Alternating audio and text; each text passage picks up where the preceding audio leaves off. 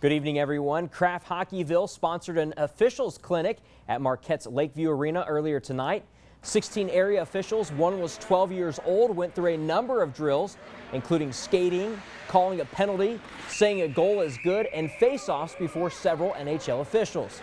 4 stations were set up to get more one-on-one training. It takes a lot of time and effort to become an official. One NHL linesman talks about one of the big factors in becoming a good official. The biggest thing is positioning. When you're officiating, you need to make a call. You need to be in the right place at the right time from the right angle. So the one thing we emphasize is positioning, and with hockey it comes with skating and a little bit of knowledge. This is like a once-in-a-lifetime opportunity to be able to talk with these guys, hear their stories and kind of what they get to do on a day-to-day basis. Now we're going to go up to the classroom and get to ask them some more questions about how they got here and kind of what their pregame stuff's going to be, and it's a good opportunity for us for sure. Okay, good work, good work. Some of the local officials will be following the NHL officials tomorrow to learn about how game day works. Well, workers were putting on the final touches this afternoon for the Kraft Hockeyville game, but there's more than that going on. The production trucks will be located behind the arena with a couple miles of cable strung throughout the facility. Here is a look at the inside of the production truck. When you first walk in, you see the audio booth. Some of the NBC people were here working the Ryder Cup golf tournament just yesterday in Chaska, Minnesota, so they haven't had much of a break at all.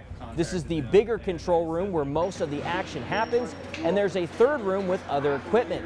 The main cameras will be above the benches, but there will also be other ones scattered on the boards and some stationary cameras as well. All of this and more just for one hockey game tomorrow night between the Buffalo Sabres and the Carolina Hurricanes. Just looks phenomenal. It's just the work that's been done, the painting, the upgrades. I mean, when they said Kraft was going to come in and take over the rink, I mean, if you look behind us, it looks phenomenal. And we're allowed to keep it for a year and have it look like this all year long. So that's going to be the most exciting part when people come to town and be able to see what actually happened here. Is just special. Well, the Carolina Hurricanes played a preseason contest just last night. They faced off with the Minnesota Wild. The Hurricanes would fall in that contest 3-1. The Buffalo Sabres, they were in action on Friday. They played against Toronto. They lost 8-1. The Kraft Hockeyville game does start tomorrow at 7 p.m. Eastern Time, and that game can be seen on the NBC Sports Network, and several local radio stations will have broadcast as well. Well, we had high school volleyball action from Gladstone. Their opponents, that's Menominee. They are in pink to help spread breast cancer awareness. How at the second set, Menominee had already won the first, but Gladstone is battling. Lexi Wingland with the tip down to close the gap. That made it 20-10, but it was still in favor of Menominee.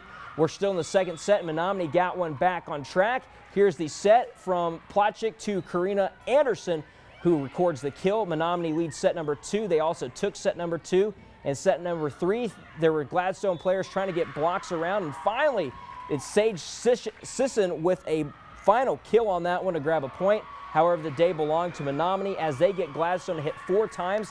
And that is match point. Menominee wins 3-0, 25-20, 25-13, and 25-23.